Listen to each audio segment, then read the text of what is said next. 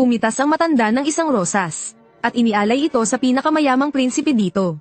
Ngunit biglang tumawa ang prinsipe, at napakasaya ng kanyang tawa. Isip niya napakaraming magagandang babae sa kanyang paligid. Pati siya mismo ay laging marangya ang ayos. Ngunit hindi niya kailanman inakala na isang pangit na matandang babae ang maghahandog ng bulaklak. Kahit maganda ang bulaklak, sobrang pangit talaga ng matanda. Kaya may paghamak niyang itinapon ang rosas sa lupa, at pinilit na paalisin ang matanda. Galit na binalaan siya ng matanda na huwag husgahan ang anyo. Ngunit hindi nakinig ang prinsipe, at patuloy pa ring pinapaalis ang matanda. Hanggang sa sumunod na sandali, ang pangit na matanda ay naging isang magandang diwata. Natakot ang prinsipe at lumuhad na humihingi ng tawad. Ngunit hindi siya balak patawarin ng diwata. Dahil labis na mahal ng prinsipe ang panlabas na anyo, ginawa niya itong isang pangit na halimaw. At ginawang mga bagay ang ibang tao sa kastilyo. Iniwan ng prinsipe na mamuhay mag-isa sa kastilyo.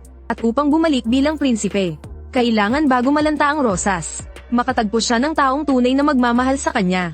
Ngunit habang lumilipas ang panahon, nawala na ang pag-asa ng prinsipe. Dahil sino ba ang iibig sa isang halimaw? Hanggang makalipas ang ilang taon, isang mangangalakal ang naligaw sa kagubatan. At malas na nasalubong ang grupo ng mga lobo. Sa takot ay aksidente siyang napasok sa kastilyo. Sa loob ng kastilyo, nakita niya ang nagliliyab na apoy sa loob. At isang hapag na puno ng masasarap na pagkain. Dahil sa gutom at lamig, wala na siyang ibang inisip. Agad niyang kinuha ang tinapay at kinain. Sa sandaling iyon ang tasa ng tsaa sa mesa ay kusang lumapit sa kanya. At bigla itong nagsalita, sabi ni Mama bawal akong gumalaw. Kung hindi ay matatakot ka. Pasensya na, sinabi ng matanda na ayos lang. Ngunit tapat ang kanyang katawan. Agad siyang sumakay sa kabayo at tumakas palabas ng kastilyo. Nang dumaan siya sa hardin ng puting rosas, bigla siyang huminto. Naisip niyang pumitas ng rosas para sa kanyang anak na babae. Hindi niya alam na nakita ito ng may-ari ng lugar. Itinuring siyang magnanakaw at hinuli. Tanging ang puting kabayo lamang ang nakatakas sa takot. Tumakas ang puting kabayo mula sa lupain ng yelo at nyebe, at bumalik sa panahong puno ng tagsibol. Nang makita ng anak na babae ang puting kabayong mag-isang bumalik, agad niyang napagtanto na may nangyari sa kanyang ama. Kaya sumakay siya sa puting kabayo at bumalik sa dinaanan. Dala ang mahabang tungkod, pumasok siya sa kastilyo. Sa huli sa tuktok ng kastilyo, natagpuan niya ang ama na nakakulong. Sa sandaling iyon narinig ang boses ng halimaw mula sa itaas. Ang iyong ama ay isang magnanakaw. Manloloko. Nagnakaw siya ng isang rosas. Nanais ko, kung may parusa ako ang parusahan. Biglang tumahimik ang halimaw. Naglakas loob ang dalaga at lumapit. Ngunit nagulat siya sa itsura nito. Dito nagsimula ang kakaibang tadhana ng dalawa. Binuksan ng halimaw ang pinto ng kulungan, at hinayaan ang dalaga na pumili. Kapag naisara ang bakal na pintong ito, hindi na ito muling mabubuksan. Hindi nag-atubili ang dalaga. Tumalikod siya at niyakap ang kanyang ama. Nakiusap ang ama na agad na umalis ang anak. Nagkunwari ang dalaga na pumayag. Habang nagbibigay ng huling palm sa ama, bigla niyang itinulak palabas ng selda ang ama. Saka mabilis na isinara ang malaking pinto. Nang makita ang naging pasya ng dalaga, nilate ng halimaw ang dalaga na sobrang tanga. Pagkatapos ay kinalagkad ang ama palabas ng kastilyo. Ngunit hindi pa nakakalayo ang halimaw. Biglang bumukas ang pinto ng selda. Akala niya ay babalik ang halimaw para manakit. Kaya kinuha niya ang bangkito at nanginginig na lumabas. Doon niya nalaman na isang lampara ang nagbukas ng pinto. Kailanman ay hindi pa ito nakita ng dalaga. Kaya inundayan niya ito ng bangkito. Buti na lamang at purong tanso ang kandelero. Kaya wala itong napinsala. Pagkatapos ay dinala niya ang dalaga sa marangyang silid. Lahat ng kasangkapan sa silid ay tuwang-tuwa sa pagdating ng dalaga. Inilagak nila ang pag-asang mabasag ang sumpa. Lahat sa dalaga, sinubukan nilang tahiin ang magagandang damit para sa kanya ngunit pumalpak. Kaya napilitan silang magdesisyon na maghanda ng isang hapunang may kandila para sa halimaw at dalaga, upang mapalapit ang kanilang damdamin. Ngunit sinabi ng halimaw na ang anak ng magnanakaw ay hindi karapat-dapat na makasalo niya sa hapunan. Habang patuloy na nalalanta ang mga talulot ng rosas, unti-unti ring nawawala ang pagkatao ng halimaw.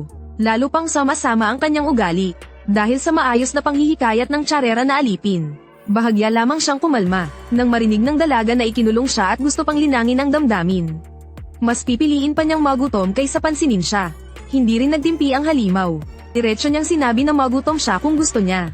At inutusan ng mga alipin na huwag siyang bigyan ng pagkain. Galit na bumalik ang halimaw sa silid. Habang tinitingnan ng unti-unting nalalantang rosas, alam niyang kaunti na lamang ang nalalabi niyang oras. Kaya inilabas niya ang salaming mahika upang magtanong. Salaming mahika, ipakita mo sa akin ang babaeng iyon. Ngunit ang lumitaw sa salamin ay si Belle pala. Sa sandaling iyon, may isa na namang talulot ng rosas ang nalaglag. Nalugmok sa pag-iisip ang halimaw. Lalo ring naninigas ang mga kamay at paa ng mga aliping naging gamit. Alam nilang kaunti na lamang ang kanilang oras. Si Belle na lamang ang natitirang pag-asa. Kaya todo pagsisikap silang mapasaya si Belle. Naghanda sila ng palabas na may awit at sayaw. Ngunit ang isip ni Belle ay tumakas lamang. Bagamat naaawa si Belle sa kanilang sinapit, hindi niya kayang umibig sa isang halimaw. Pagsapit ng gabi palihim siyang pumasok sa silid ng halimaw, upang silipin ang mga lihim ng kastilyo. Ngunit bigla siyang nagulat sa paglitaw ng halimaw. Galit na inutusan ng halimaw na huwag gagalawin ang kahit ano rito. Ang marahas na ugali ng halimaw ay lalong nagpatibay sa pasya ni Belle na tumakas, nang hindi napapansin ng mga alipin. Nakatakas si Belle palabas ng kastilyo. Sakay ng puting kabayo mabilis siyang tumakbo sa nyebe. Biglang may grupong mga lobong nyebe ang hamarang sa daan. Dagdag pa ang madulas na yelong daan. Inabutan ng mga lobo si Belle at ang kabayo. Pinulot niya ang isang kahoy at nakipaglaban sa mga lobo. Ngunit siya ay nag-iisa laban sa marami. Sa mismong sandaling isang gutom na lobo ang sumugod. Dumating ang halimaw at sinunggaban ang lobo. Bagamat malinaw ang lakas na bentahe ng halimaw, hindi rin niya nakayanan ang sabayang pag-atake. Sa huli napaalis niya ang mga lobo dahil sa matibay na katawan. Ngunit bumagsak siya sa lupa dahil sa matinding sugat. Una sanang balak ni Belle na umalis na lamang. Ngunit ayaw niyang mabaon sa utang na loob sa halimaw. Kaya napagpasyahan niyang buhatin siya pabalik sa kastilyo. Kahit sugatan ng halimaw ay hindi pa rin nawala ang init ng ulo. Sinisipa niya si Belle sa pagtakas. Sinabi ni Belle na napakapangit niya. Kung hindi siya tatakas tiyak na mamamatay siya sa takot. Hindi niya maintindihan kung bakit ang isang marahas na halimaw ay sinusundan pa rin ng napakaraming alipin. Ipinaliwanag ng tsarera sa kanya na ang ugali ng halimaw ay hindi likas mula pagkabata, kundi dahil sa pagkawala ng pagmamahal ng ina noong bata pa. Kasabay pa ng sumpa ng diwata, na unti-unti siyang ginawang halimaw, kung hindi siya makatagpo ng tunay na pag-ibig bago tuluyang malanta ang rosas.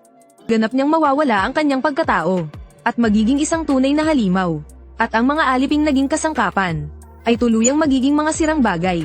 Hindi alam ni Belle kung paano sila matutulungan, kaya ginampanan na lamang niya ang tungkulin ng pag-aalaga sa may sakit.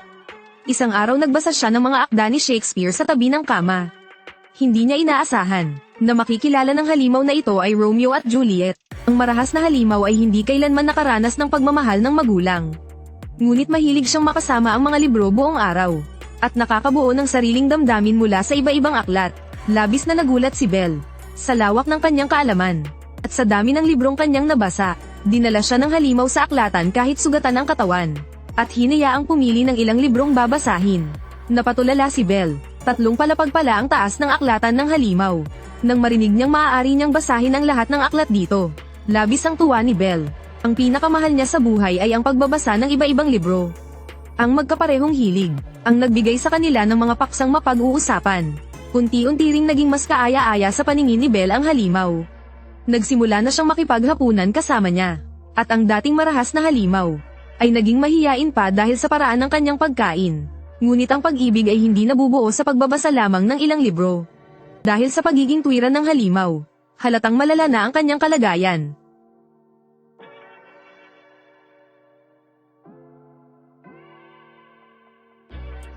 Nagpasya si Belle na turuan siyang kumain tulad ng isang normal na tao. Napakabait ng halimaw, medyo tanga ngunit masunurin. Ito ang panig na hindi pa kailanman nakita ni Belle.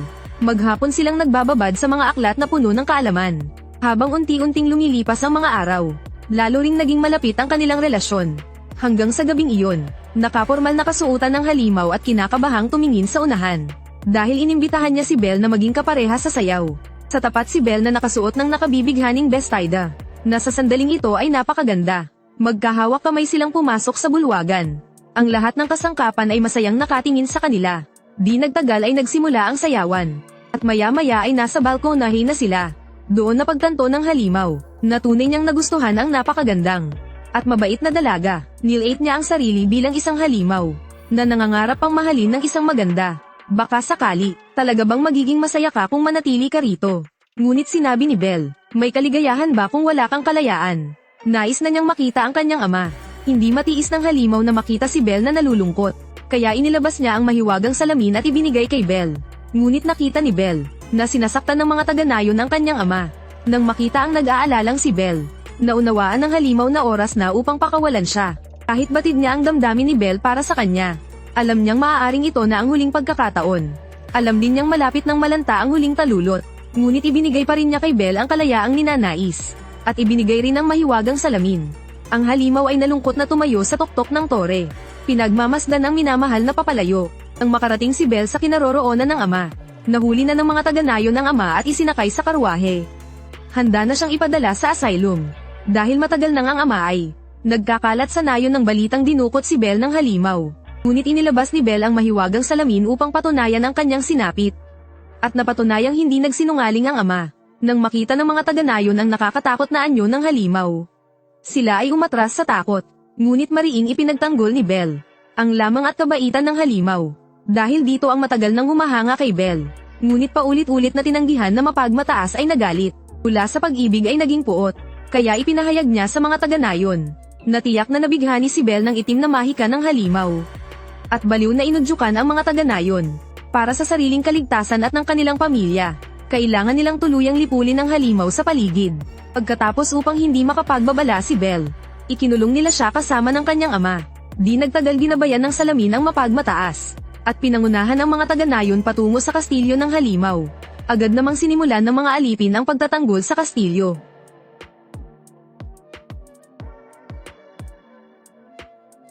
Nagulantang at naguluhan ang mga taga-nayon.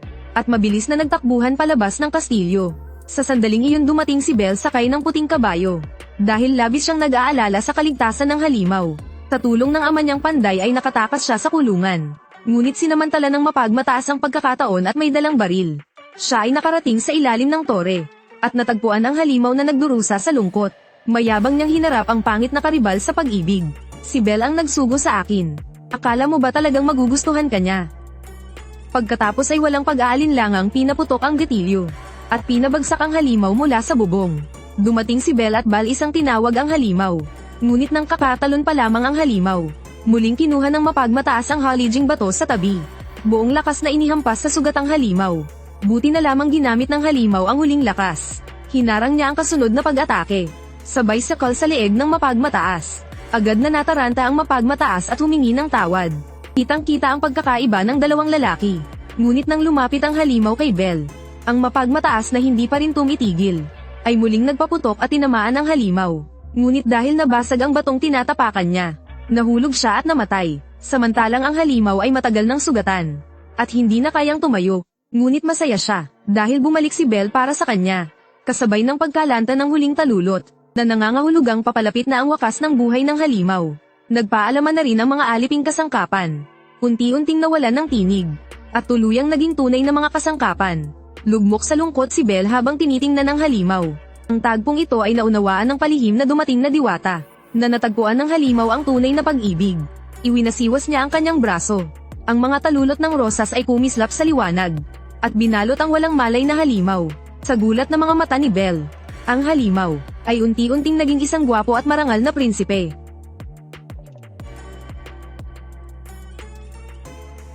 At sa pagbuhos ng sikat ng araw, unti-unting naglaho ang yelo. Ang mga aliping kasangkapan ay nagbalikan yung tao.